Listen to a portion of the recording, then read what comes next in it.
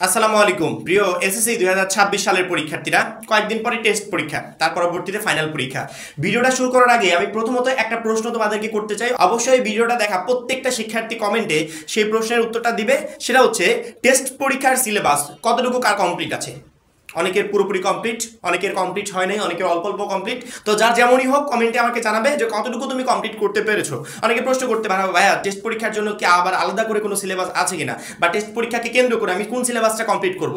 মাত্র 310 টাকায় যারা এখনো আমাদের এসএসসি 26 টার্গেট প্লাস কোর্সে যুক্ত হন, খুবই দ্রুত করো। কারণ কি, তুমি একটা মাত্র কোর্সে অ্যানালাইসিস করা সকল সাবজেক্টের সাজেশন পাচ্ছ, সকল গ্রুপের পিডিএফ আকারে, বিগত 5 বছরের বোর্ডের এমসিকিউ পাচ্ছ উত্তর সহ পিডিএফ আকারে, পাঠ্য বইয়ের সকল চ্যাপ্টারের অ্যানালাইসিস করা জ্ঞানমূলক অনুধাবনমূলক প্রশ্ন উত্তর পাচ্ছ পিডিএফ আকারে। সেই সাথে 2026 সালের জন্য নতুন সংযোজন, প্রত্যেকটা চ্যাপ্টার অ্যানালাইসিস করা সংক্ষিপ্ত প্রশ্ন পাচ্ছ পিডিএফ আকারে, লিখিত অংশে শর্টকাট টেকনিক থাকছে পিডিএফ আকারে, গ্রামার অংশে শর্টকাট টেকনিক থাকছে পিডিএফ আকারে, পড়াশোনার রুটিন, এ প্লাস গাইডলাইন এবং পরীক্ষার আগ পর্যন্ত ফুললি সাপোর্ট থাকবে এই একটা মাত্র কোর্সে। যারা এখনো কোর্সে যুক্ত হন, উপরে যে নাম্বারটা দেওয়া আছে এই নাম্বারে 310 টাকা সেন্ড মানি করে এই নাম্বারে হোয়াটসঅ্যাপে আমাকে জানাবে ভাই সেন্ড মানি করেছি, সাথে সাথে তোমাকে গ্রুপে যুক্ত করে নিব। তখন থেকে তোমার এই প্লাস প্রস্তুতি শুরু হয়ে যাবে। এখানে শিক্ষা বোর্ডের কয়েকদিন আগে যে আপডেটটা দিয়েছিল, সেই আপডেটটা আমার মনে হয় প্রত্যেকটা শিক্ষার্থী জানে যে ফাইনাল পরীক্ষার জন্য যে আপডেট, ওই আপডেটটাই টেস্ট পরীক্ষার জন্য। অর্থাৎ ফাইনাল পরীক্ষার জন্য তুমি যা যা করবে সেম কাজগুলো তোমাকে টেস্ট পরীক্ষায় করতে হবে। অর্থাৎ টেস্ট পরীক্ষাকে তুমি যদি টেস্ট পরীক্ষা মনে করে পরীক্ষা দাও, সেক্ষেত্রে আমি বলবো ফাইনাল পরীক্ষায় তুমি কখনো ভালো করতে পারবে না। তোমাকে ভাবতে হবে যে টেস্ট পরীক্ষাটাই আমার একটা ফাইনাল পরীক্ষা।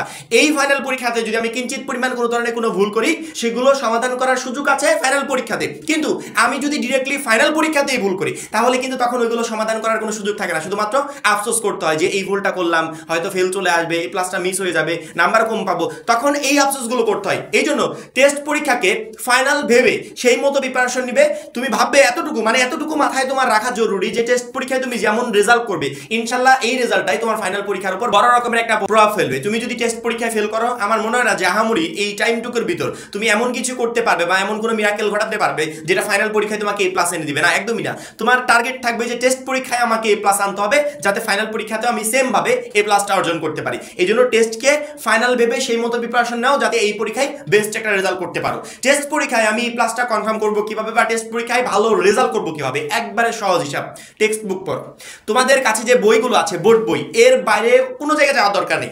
সাধারণত এসএসসি পর্যায়টা এমন একটা পর্যায় যেখানে মূল বই থেকে সকল প্রশ্ন করা হয়, অর্থাৎ মূল বই বাইরে থেকে, অর্থাৎ আউট অফ টপিক কোনো প্রশ্ন আসে না। এইচএসসি পর্যায়ে যাও, এক একটা সাবজেক্টের জন্য 4টা-5টা করে বই পড়ে, বিভিন্ন রাইটারের বই পড়ে তারপরে ওইখান থেকে কমন পাবে কিনা এমন সন্দেহ নিয়ে পরীক্ষার হলে ঢুকতে হয়। কিন্তু এসএসসি পর্যায়টা এমন একটা পর্যায় যেখানে মূল বই যদি আমি টোটালি হাতের আয়ত্তে রাখতে পারি, সেক্ষেত্রে সকল সাবজেক্টে আমার এই প্লাস কনফার্ম করা একবারে সহজ হয়ে যাবে। এই জন্য টেস্ট পরীক্ষা বলো আর ফাইনাল বলো, যেটাই বলো, তুমি যদি এই পরীক্ষাগুলোতে ভালো একটা রেজাল্ট করতে চাও, তাহলে এতদিন যাবত যে বইটা তুমি পড়েছো বা যে মূল বইটা বোর্ড থেকে তোমাকে দেওয়া হয়েছে, এই বইগুলোর উপর ফোকাস করো। এখন প্রশ্ন করতে পারো যে ভাইয়া এই বইগুলো তো পড়বো, কিন্তু সামনে যেহেতু সময় অল্প, আমার তো টোটালি পড়া সম্ভব না, বা টোটালি যদি আমি পড়তেও যাও, সেক্ষেত্রে কোনো চ্যাপ্টারে ভালো মতো প্রিপারেশন নিতে পারবো না, বা কোনো বইয়ে ভালো মতো প্রিপারেশন নিতে পারবো না। সেক্ষেত্রে আপনি যদি একটু কষ্ট করে বলে দিতেন যে কোনগুলো পড়লে পরীক্ষায় 100% কমন আসবে বা কোনগুলো পড়া প্রয়োজন। হ্যাঁ, আমি একটু আগে যে কোর্সের কথা বললাম, এই কোর্সে তোমাদের প্রত্যেকটা সাবজেক্টের সাজেশন পিডিএফ আকারে দেওয়া আছে। সাজেশন মানে কি বলতো, আমরা তোমাদের যে সিলেবাসটা আছে, এমনিতে তোমাদের শর্ট সিলেবাস, আমরা কি করেছি,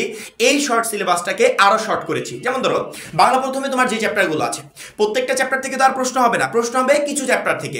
এখন কোন চ্যাপ্টারগুলো থেকে প্রশ্ন হবে, বিগত কয়েক বছরের বোর্ড প্রশ্ন অ্যানালাইসিস করে আমি সেই চ্যাপ্টারগুলো তোমাদেরকে দিয়েছি যে শিক্ষার্থীরা এই চ্যাপ্টারগুলো 26 সালের জন্য গুরুত্বপূর্ণ, এগুলো পড়ো, বা টেস্ট পরীক্ষার জন্য এগুলো গুরুত্বপূর্ণ, এগুলো পড়ো। এগুলো পড়লে ইনশাআল্লাহ এখান থেকে তুমি 100% প্রশ্ন কমন পেয়ে যাবে। এর বাইরে অতিরিক্ত পড়ার কোনো প্রয়োজন নাই। মনে করো তোমার 10টা বা 12টা চ্যাপ্টার আছে, আমি কি করেছি, ওই 12টা চ্যাপ্টারকে কনভার্ট করে 6টা চ্যাপ্টারে নিয়ে আসছি। অর্থাৎ যেখানে 12টা চ্যাপ্টার তোমাকে এক গাদা সময় নষ্ট করে পড়া লাগতো, শুধুমাত্র সাবজেক্ট একটা না, অনেকগুলো সাবজেক্ট, এই এতগুলো সাবজেক্টে এভাবে অযথা যে চ্যাপ্টারগুলো থেকে কোনো বছর প্রশ্ন হয় না বা যেগুলো থেকে প্রশ্ন আসবে না, সেগুলো যদি পড়ে সময় নষ্ট করি, সেক্ষেত্রে আমি কোনো সাবজেক্টে ভালো মতো প্রিপারেশন নিতে পারবো না। আমি এই পুরো সময়টুকু যদি অল্প কিছু চ্যাপ্টারের উপর দিই, এই চ্যাপ্টারগুলো থেকে মাস্ট বি প্রশ্ন আসবে, তাহলে ওই চ্যাপ্টারের খুঁটিনাটি সবকিছু কমপ্লিট করতে পারবো এবং পরীক্ষায় আমার জন্য এ প্লাস কনফার্ম করা প্রত্যেকটা সাবজেক্টে একেবারে সহজ হয়ে যাবে।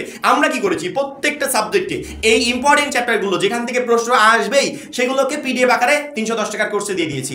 ওই কোর্সগুলো বা ওই পিডিএফগুলো একজন শিক্ষার্থী হাতে পাওয়ার পর তার কাছে নতুন একটা সিলেবাস সামনে হাজির হবে, যে সিলেবাসটা একেবারে শর্ট সিলেবাস, অর্থাৎ তোমাদের শর্ট সিলেবাসটাকে আরো শর্ট করা হয়েছে, এবং যেগুলো পড়লে ওইখান থেকে ইনশাআল্লাহ পরীক্ষায় প্রশ্ন কমন আসবে, ওর বাইরে থেকে আসবে না। সেই চ্যাপ্টারগুলো তোমাকে কমপ্লিট করতে হবে। তোমাদের সংক্ষিপ্ত প্রশ্ন প্রয়োজন, আমরা সংক্ষিপ্ত প্রশ্নের পিডিএফ রেডি করেছি। ওই পিডিএফ গুলো প্রত্যেকটা বই অ্যানালাইসিস করে, অর্থাৎ পরীক্ষার আগে তোমাদের কাজ হতো প্রত্যেকটা বই রিডিং করে, প্রত্যেকটা চ্যাপ্টার রিডিং করে, ইম্পর্টেন্ট লাইনগুলোকে আন্ডারলাইন করে ওইগুলো প্রশ্ন রেডি করে পরবর্তীতে কমপ্লিট করা। আমরা কি করেছি, মানে আমাদের একজন লোককে আমরা 3 মাস আগে তাকে দায়িত্ব দিয়েছি যে তুমি প্রত্যেকটা চ্যাপ্টার অ্যানালাইসিস করবে, ইম্পর্টেন্ট লাইনগুলো আন্ডারলাইন করবে, ওই জায়গাগুলো থেকে শর্ট প্রশ্ন রেডি করবে, যাতে ওই প্রশ্নগুলো থেকেই আবার জ্ঞানমূলক প্রশ্ন পরীক্ষায় কমন আসে, যাতে ওই প্রশ্নগুলো থেকেই পরীক্ষায় এমসিকিউ কমন আসে।